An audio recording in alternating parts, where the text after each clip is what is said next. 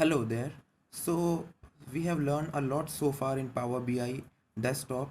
So this particular project is basically to help you gain more confidence with all the visuals and data we use in Power BI, along with a very important feature that is bookmarking.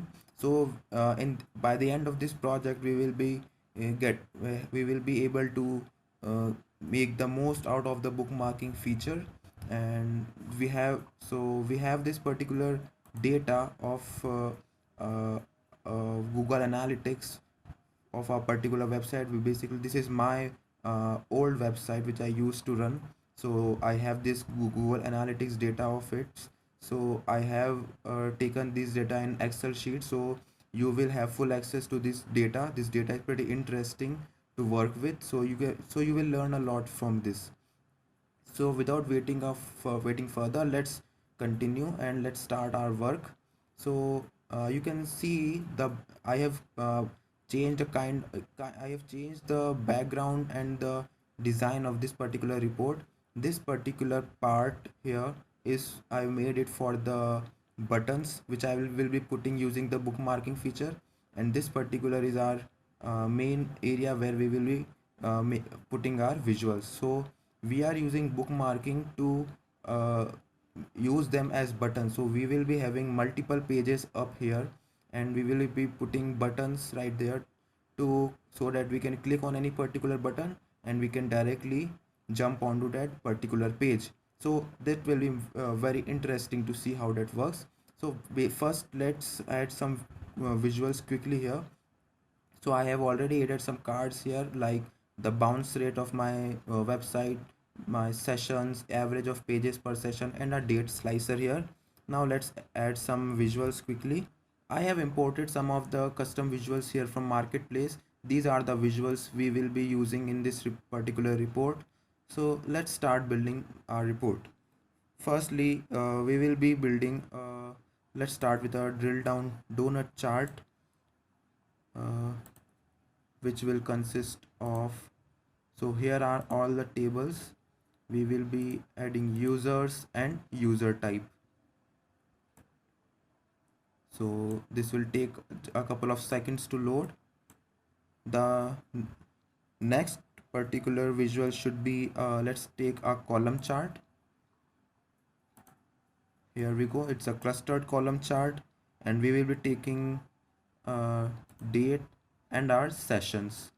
So suppose we want to see our number of sessions, uh, the number of times the users have visited in our website on weekdays. So we will just simply remove the year, the quarter, and the day. So we will be having this by month wise. Now suppose we have to do the same for the weekdays. We can have it by using the date hierarchy, and we can just use day. So this will be by day wise. So now let's use this particular column chart for weekdays. So I have already taken this for weekdays. I'll simply put it on the axis. So here is my column chart on the basis of weekdays. I will do the formatting later on. You can see the final report at last. We will be skipping the formatting part for now, because we will be seeing the important part uh, beforehand. So the next thing we will do is a comparison. So for comparison, tornado chart is a custom visual which is quite useful, I suppose. So take the tornado chart, and suppose we want to compare our current users which keep on visiting our website and the new users who have visited our website. So let's take users and new users based on the basis of social networks. So from which social platform they have come in our website. So there we go. Let me zoom it a bit. So these are the particular social networks, these are the users, and these are the new users. So out of 50 to 55, 41, 25 are the new users who have redirected towards our website from Facebook. So this not set is particularly, the data is not available here. So we will be just removing this not set part. So this looks quite good now. Let me make it a bit smaller, and this will be a bit bigger. Okay, one more visual can be added here. Let's say we should take a funnel chart. So funnel chart is also a very important chart, and let me show you how this works.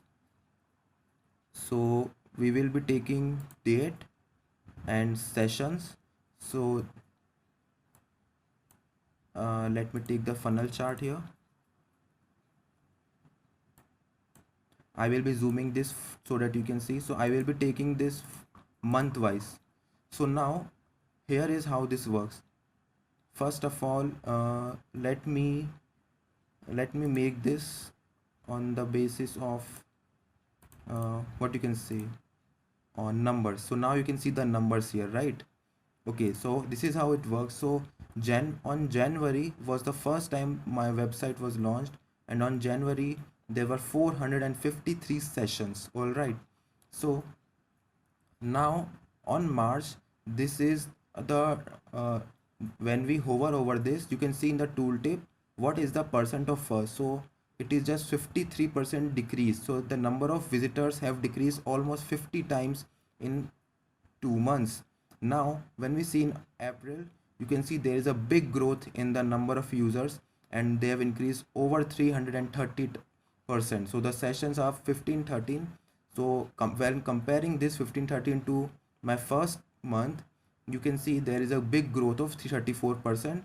And we will be comparing this to the previous one, there is a big growth of 627%. So this is how this works. All right, so January, March, April, May, June, July, August up to December.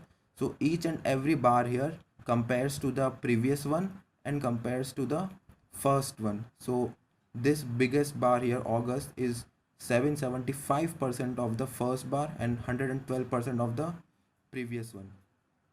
So overall, this here is shows the our total growth, which is 121% growth from January to December. That is 453 in January to 551 in December. So that is over 100% growth here. All right, so this is how we use a funnel chart. So this could be a good chart when it comes to sales data. All right, so we will be leaving this blank as of now, because we want to add some buttons here which we will be adding later on. Now quickly add one more page up here. So I will be deleting this one. Just to take all this particular formatting, I will be right clicking on it and making it duplicate. All right, so now I have the duplicate page here. So and I will be deleting all the visuals from here, just like that, so that I can have my background as I need it. Now let's quickly add some more visuals here. So first I will be adding is a tree map. So this particular tree map will consist of number of sessions by the browser type which people are browsing my website on. So there we go. That's nice little visual there. And another one will be a map. This here is a ArcGIS map, really great custom, great visual up here when we want to see the data based on country wise or location wise. So I will be taking country and sessions. All right, and sessions again on the colors. So this particular map chart takes a bit of time to load, but once it is loaded, it is quite good to go. All right, so in the meantime we will be adding more visual here. Let's take another one which will be this particular chart, donut chart, and in this donut chart we will be adding the uh, sessions by device category. So here is our device category and number of sessions. So what it shows here is the mobile and tablets are the devices on which my website has been used or browsed. All right, So what we can do here is we can make this particular donut drill down. So I have already added device. Now I can also add the operating system here. So now this can be used as a drill down. So when I open this in focus mode, when I click on this drill, now when I click on mobile, I can see that around what say 65% users are Android, 32% iOS, and then others are different uh, operating systems, rest of them. So this is another visual, and finally we'll add a line chart show can has the ability to show forecasting. So we will be adding a line chart up here. There we go, and it will show session by date. So sessions by date, I will be making it date. All right, so you can see there is a big decrease in the number of sessions in this particular couple of quarters, maybe just because I've stopped using my website, kind of stopped working on my blogging thing there on this particular website, so numbers have been decreased. So if we want to forecast our data here, if you want to forecast, we can use this particular analytics pane, click on forecast and click on add. So this will add the forecasting. So you can see here the upper bound and lower bound. So maximum views can be go up to 55, and lower could be anything, will be 0 of course. So this will show -40, so somewhere in between these two. So this is how forecasting line can be added in a line chart. So this will be my final visual. As you can see, the map is taking quite a bit of time to load here. So as now you can see, the ArcGIS map visual has loaded completely, and now you can see it is showing different gradients of colors based on the number of sessions we have here used. So there are many features available in this particular ArcGIS map. So to make it customize this, all you have to do is click on the three ellipses above, click on edit, and now you can see the base map, location type, map theme, symbol, and analytics here. So as you've seen, I have pinned India, UK up here, two particular countries I have pinned here. So you can do that as well. So all you have to do is just click on pins. As you can see, two of them are already pinned. Suppose I want to pin United States. There you go. So when you click this, you can see the pin icon up here, just as the Google Maps shows. So you can add as many pins up here as you want. You can change the map style up here by using the map theme, either by color type or by location only. Another way to change the map themes are using the dark gray canvas, light gray canvas, OpenStreetMap. So and different kind of maps are up here. So there are a lot of things you can do in this particular ArcGIS map. So just try them out, and as of now I think this looks quite good for our report. So we'll be continuing this in the next lecture. Until then, keep learning. Thank you.